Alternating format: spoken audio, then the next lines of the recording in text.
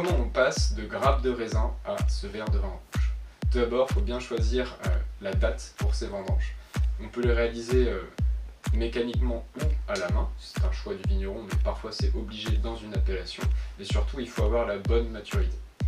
Après cette maturité obtenue, on va avoir un éraflage qui peut avoir lieu. C'est-à-dire qu'on peut seulement garder les grains de raisin, ou alors on laisse également les rafles, les parties végétales, mais on va surtout fouler les grains de raisin pour que le jus soit libéré et que la fermentation alcoolique commence. Donc la fermentation alcoolique, c'est des levures, les Saccharomyces cerevisiae, qui vont consommer le sucre et entre autres produire de l'éthanol, de l'alcool.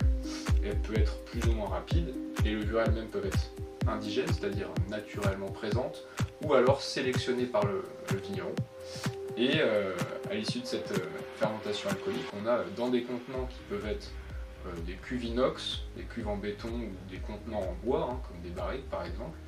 On a des matières solides qui forment un chapeau, le marc, donc c'est tout ce qui était les parties végétales, et on a le jus. Et là, le vigneron peut faire le choix de remettre le jus plus en contact avec les parties végétales. Donc soit il pige, donc on appuie sur le chapeau de marc pour le mettre en suspension, qui est un peu plus intense, ou alors on soutire, on prend le jus et on le remet au-dessus du chapeau, ce qui est une méthode un peu plus douce. C'est aussi un choix par rapport au type de vin qu'on veut produire.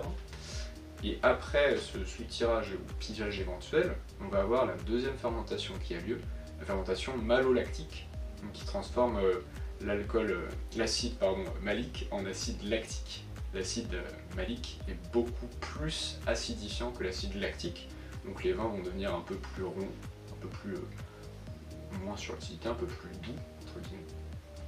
Et après cette fermentation malolactique, on va avoir l'élevage qui a lieu.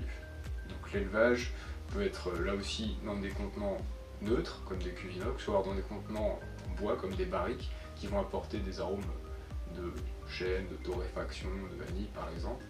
Et ça peut durer plus ou moins longtemps en fonction du choix du vigneron. Et ensuite un soutirage. Donc le fait de se prendre uniquement la partie liquide et donc de laisser les parties solides en dépôt dans les contenants.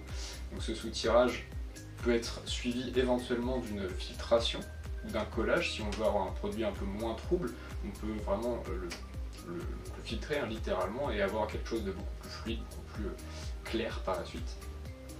Et une fois ce filtrage ou cette clarification réalisée, on va avoir la mise en bouteille, donc le fait de pouvoir vendre son vin par la suite, et ça nous mène tout droit à ce verre pour pouvoir faire notre dégustation et surtout consommer et prendre du plaisir.